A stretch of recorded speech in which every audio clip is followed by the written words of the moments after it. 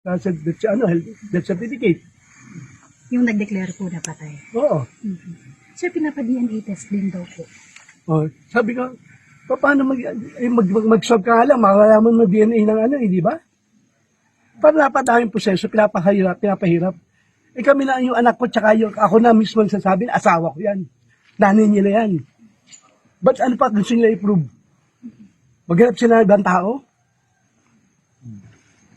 Yun lang magiging reaction ko dahil kung ikaw man, gusto mo ba nakita mo yung magulang mo o yung anak, kasama mo sa bahay na asawa mo na nakita mo na nagka-disgrasya tapos gusto mo pabuksan mo pa yung ano?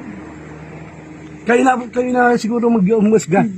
So sir, para sa inyo, hindi po tumalang ng kusa yun? Hindi. Accidental? Accident siguro, isang dente yun. Kasi sa akin, magkausap pa kami nung ano eh.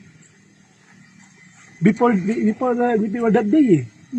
Ano po yung napag-usapan niyo sir? Wala, nag-usap lang niya. Sabi, mag-anuan ka muna kasi sabi ko pa sa kanya, ba't hindi ka umaten nung ICI meeting, nung hearing, nung 15. Oh. Sinabi ko sa kanya, sabi niya, o sige, sabi ko, kausapin mo yung lawyer mo, mag-usap kayo. Dahil hindi tayo nagpapakailaman sa trabaho yan eh. Hindi ako nakikialam ng trabaho eh.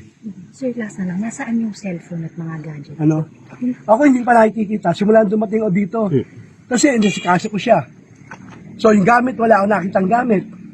Sabi po kasi sinuli sa inyo. Wala siya solid. Ako dumating ako dito alas 2. Sabi nila sinole. So wala pa ako nakita.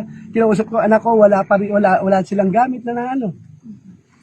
Kasi kung pa namin yung gamit, siyempre wala kasi namin yung tao.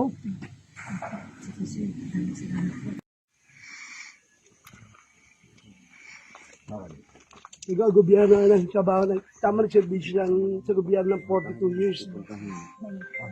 Tapos yun lang mag-ano. Pero napag-uusapan niyo po yung mga allegation. Oo. Gusto kami, pero sabi ko ay, kami, parang